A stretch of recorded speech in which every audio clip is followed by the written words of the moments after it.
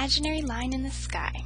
The history of climbing Colorado's 14ers, as told by me, Molly the Cub. I've lived in the Rocky Mountains for a long time now. Look at this view. Isn't it incredible? This is my home. Sometimes I see these weird creatures exploring. Mama says they're called humans. Look, there's one now. I had so many questions for Mama. When did they start coming up here? How many mountains do they like to climb? Why do they name them? Is it dangerous for them? Mama told me the first ascent of a 14er was in 1820. That was Pikes Peak. The first scaling of a 14er by a woman was in 1858. The first surveyors, George M. Wheeler and Ferdinand V. Hayden, were in 1870. I wondered why these guys were important. Mama told me these men provided names, illustrations, measurements, and ascents.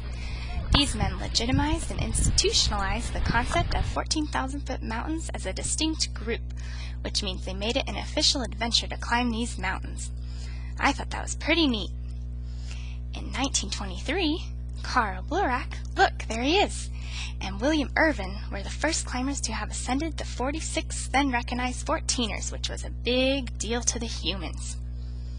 Following these two, in 1934, Mary Cronin was the first woman to climb the 51 then recognized 14ers. Pretty cool, huh?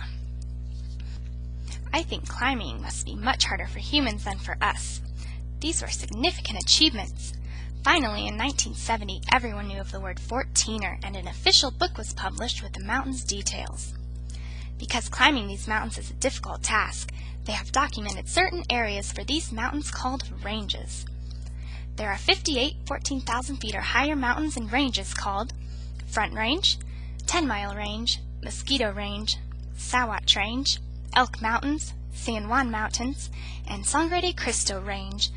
The tallest is called Mount Elbert at 14,433 feet, and the shortest is called Sunshine Peak. Just over 14,000 feet. Isn't it beautiful? Today, humans love to climb Gray's and Taurus peaks because it is close to the capital of Colorado, and they can get to the base of these mountains quite easily. More than 20,000 humans climb these peaks every year. That's a lot of people. I wondered which mountains were scary to climb.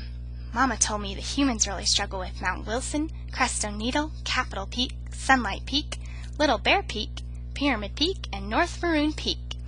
Climbing is a big deal if you live in Colorado.